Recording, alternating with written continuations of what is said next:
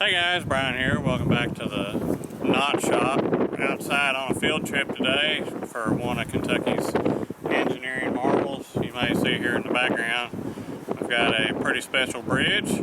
I thought I'd share with you a little bit of the history about it. I should have read the sign first so I could actually tell you what it was correctly, but I haven't, so we'll have to take a look at that and see. But this bridge was built in the one that you see there was built in the 1920s, I believe. The original bridge was in the 1880s, and there's quite a bit of story that goes along with actually how they built it. It sits almost 300 feet over the river level. I don't know if you can see the river down there, but it's a pretty tall bridge. It was at one time the tallest bridge over a navigable waterway in the world, and I think it still ranks in like the top 3 as far as the highest. But to figure that they were able to build that in the 1800s with no cranes is a pretty impressive feat. There's quite a bit of imagery and stuff of them building the bridge, the first bridge. What you can see down there, the stone stack is from the first bridge, and then they built a pier around it and constructed the second bridge, which is a larger, much heavier bridge because locomotives and stuff got a lot bigger between the 1800s and the early 1900s. This is Norfolk Southern's main north-south trackage running from Cincinnati down to Atlanta. Other points in between, but that's the big towns. So there's a lot of freight that moves over this track every day. Let's take a look here at the actual history. This bridge is 1929. They started in 1854. This was the proposed stone arch. It was going to be a suspension bridge built by the same guy that built the Brooklyn Bridge, but that never happened. Funding never came through. So the original bridge was 275 feet above the waterway in 1877. It's the longest cantilever bridge and the highest railroad bridge in the world.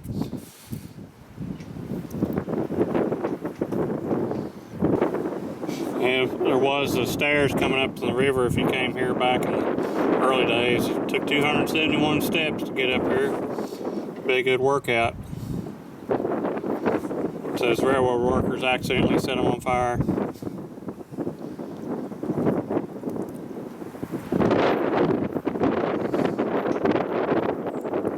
So let's see if we can't find some more technical specs on this. So there's the bridge.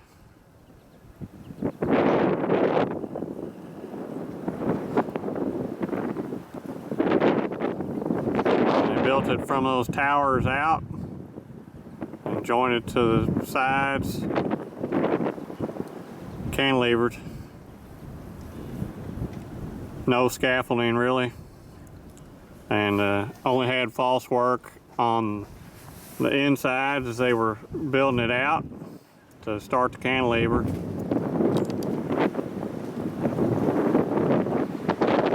And that lower rail is where the original bridge ran. They had trains running both decks at one point in time. The old bridge ran on that lower deck, and then when they rebuilt it as double track, it ran on the top deck. And there's actually pictures of trains passing over top of each other on that bridge before they removed the lower deckage and put in permanent ramps to the top area. So the bridge gained another 40 feet or so in height over the original 275, so it's 300 roughly from the top to the water level now. So bird down there checking it out.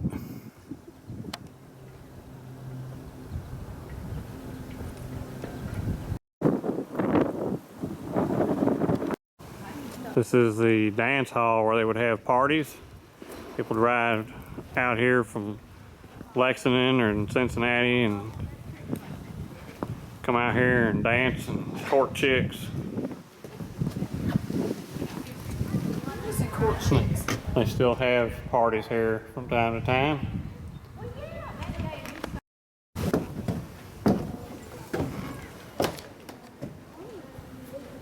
There's the party barn.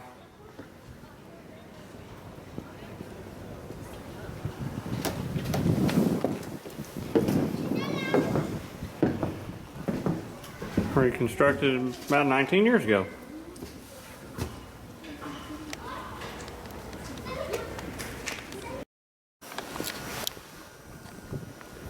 Just a little closer view here. Don't know. You can see. You can barely see it. Let's try and hold still.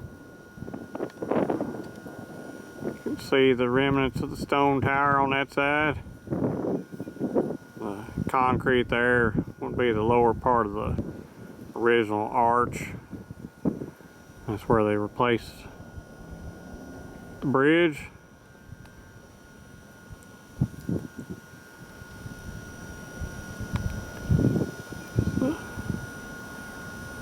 The old train deck would have run right through there. Essentially through that opening. They filled all that in and built proper ramps after they finished the bridge and removed the old trackage. Because they did it all without stopping service on the line. The trains were continuing to cross as they built the bridge around it. So another kind of impressive feat is to be able to build a railroad bridge without shutting it down. 300 feet in the air. Glad it wasn't my job. Just up the river that way, that is the Dix River flowing in, the clear water. This muddy side is the Kentucky. This is where they come together. And up that holler is a giant stone-laid dam. I believe also one of the largest in the world. It's close to 300 feet in height as well, where those power plants are. And that creates Harrington Lake. It's not easily accessible though. Pretty much kayak up to the bottom is about the only way you get to it. So maybe someday I'll come out here with my kayaks and we'll take a look at it, but not today. It's a little cool still.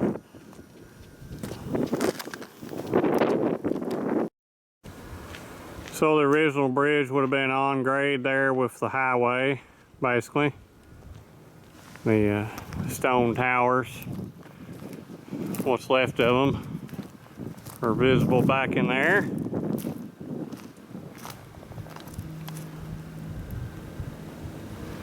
And they came in, and probably the tops of the towers is what all that stone stack is around the base coming out, where they could take and fill all this back up through there.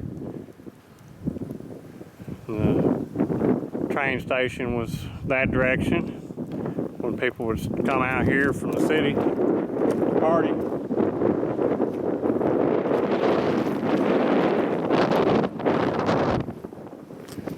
can see it's a fairly massive, all riveted construction bridge. Nice shear panels in there riveted together.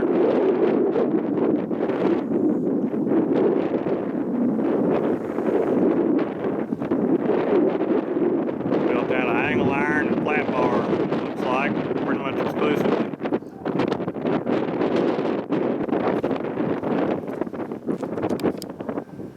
Here amongst the graffiti you can see the original towers, what's left of them.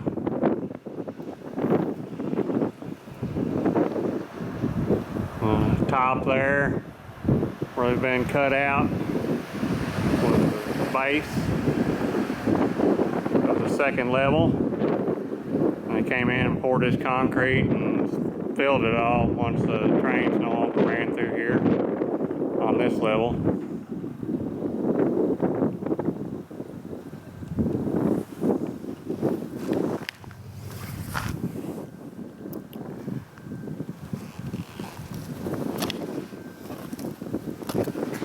I guess actually their deckage would have run on top of those cross beams, I suppose.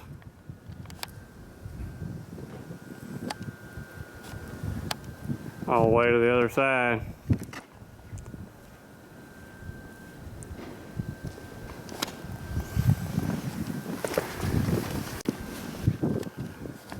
Interesting to note that this bridge is unpainted and exposed to the elements, of course, regularly, and yet it doesn't contain too much rust. It doesn't appear. Looks to be in pretty good shape for approaching 100 years old. And there you can see the double track above. Every now and then you can catch trains passing on here at the same time.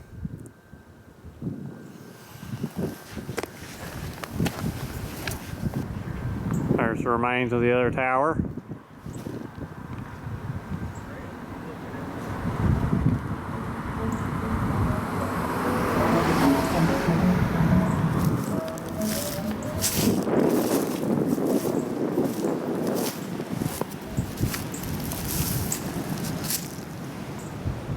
Roebling, the fellow that was in charge of building those towers, of course, is the same one that also built the Blue Suspension Bridge at Cincinnati, as well as the Brooklyn and several other famous bridges.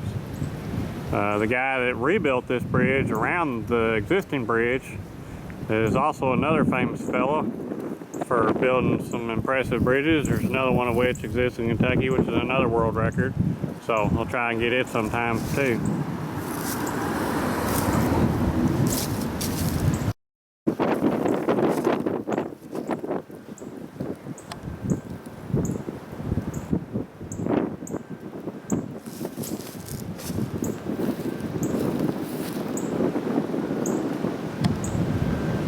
You can just barely see the stone towers on that side still.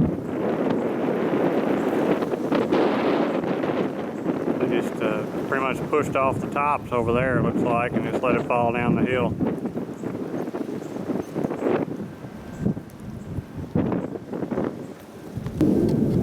Here's the placard on it. First cantilever bridge built on the American continent. Most remarkable bridge in the U.S. was constructed in 1876. Beginning of modern scientific bridge building. Designed by Charles Shaler Smith. Railroad bridge replaced in 1911 using the same foundations without stopping railroad service.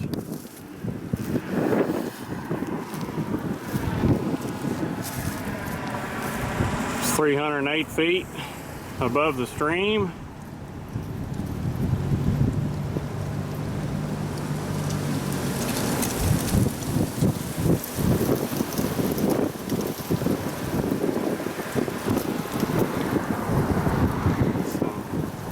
There's a little bit of history more on it. There's the upper level crossways.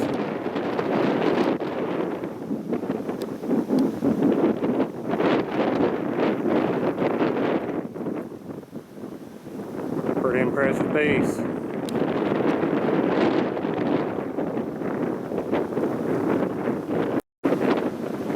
It's the top of the stone towers.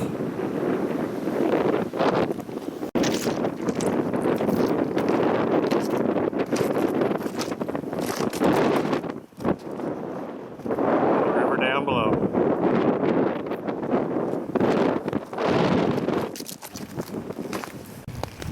And that's what's left of the stone tower on this side. So these will be almost 150 years old. All this up here was fill that was brought in by the train car loads and backfilled all this for the alignments to come in on elevation.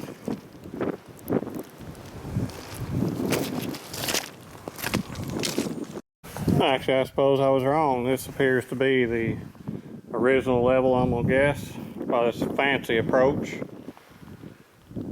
Cut out on both sides, and then they stoned all that in up to there. Probably in the rebuild, in which case it looks like the bridge would have been somewhere in between level on the decks. I have to look at a picture and see if it ran below midpoint or above.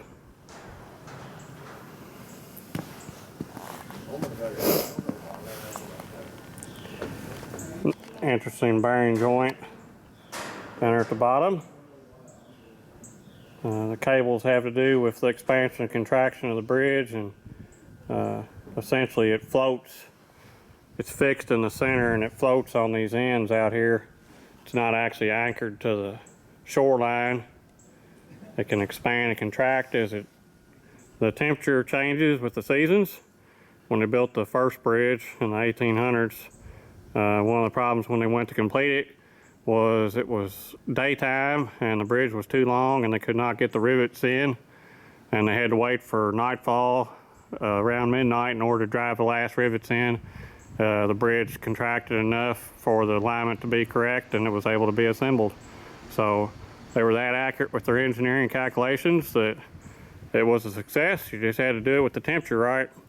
You're talking about a structure that's almost 1,200 feet long. There's a lot of expansion and contraction that occurs from temperature change.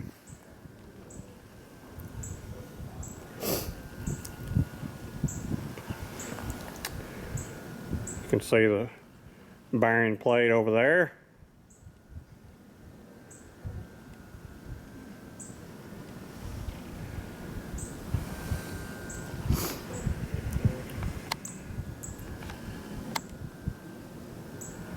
Which Norfolk Southern should get out here and fix that. It's got busted cable. So the bridge is jammed on that side. It's not working properly. The side over here, the cable is attached to the wedge that takes up any slack in the bridge movement, is what it appears.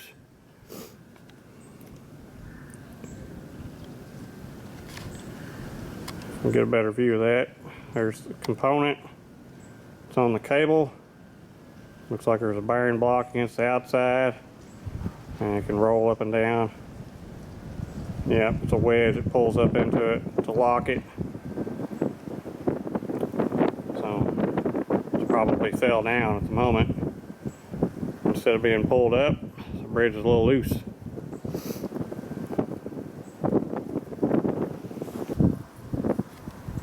Another view of the mechanism on this side.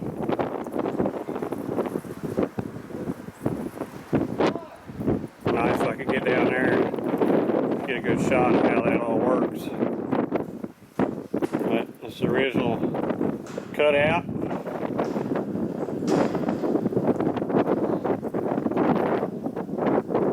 The old bridge approaches to the top deck up there.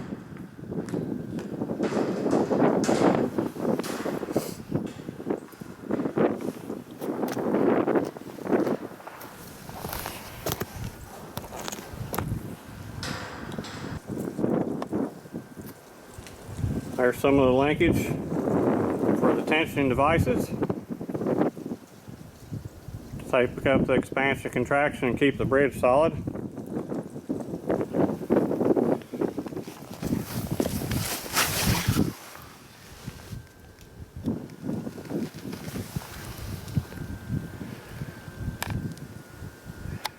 You see the big foot plate down there that it rests on. Probably got either rollers or a sliding pad on top. Got a link cable to keep it from being able to ever come off, but still allow it to float.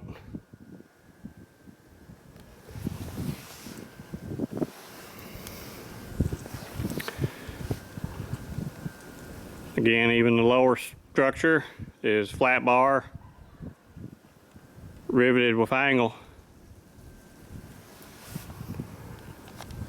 I believe it was pretty much all constructed here close by. They would build the sections, haul them out on a train car and put them in place with a crane and then move on to the next section. Looks like the flanges is roughly an inch on that I-beam.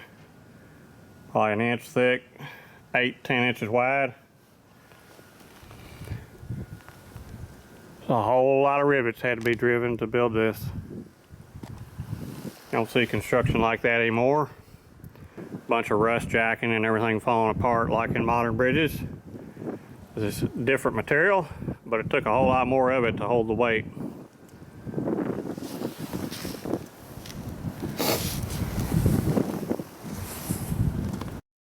The original bridge set down in those pockets within the pier. They formed all that cap around it to build a new bridge. And then they took it out and scrapped it. Over here on this approach, sorry the light's not the greatest, but I can't control that. You can see the main bridge structure ends right there. And then there's just a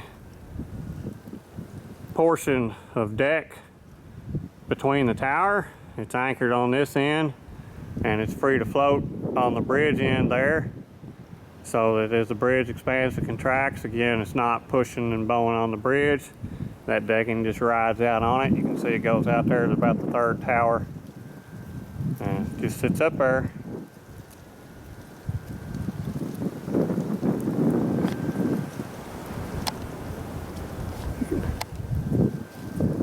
There's any sliding plates visible up there.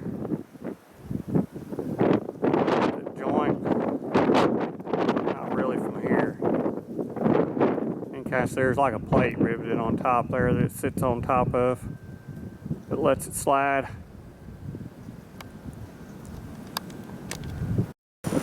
I've got a caboose out here at the park. Norfolk Southern's little donation.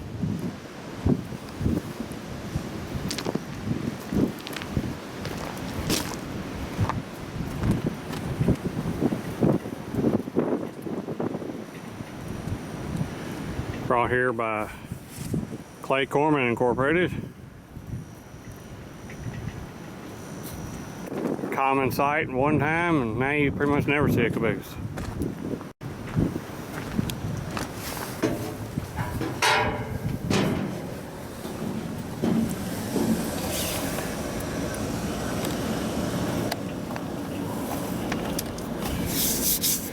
Yeah, it overspray on the windows, but see, cabooses were not really all that fancy. Got 3 chairs over here, 2 beds, and 2 desks, looks like.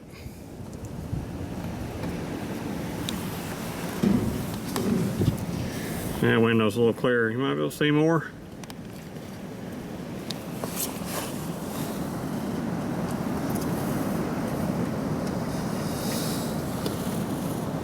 Again, this isn't a studio, so you'll have to just deal with the way it looks. I got a little stove over there.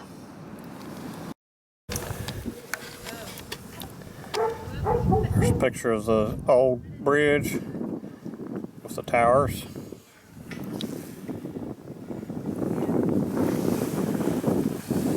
There's the stairs. There's a map showing where we are. You are here.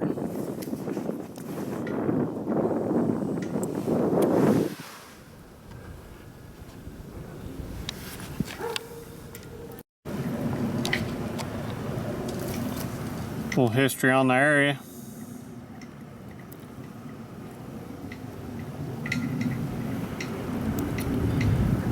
$460-million-year-old rocks.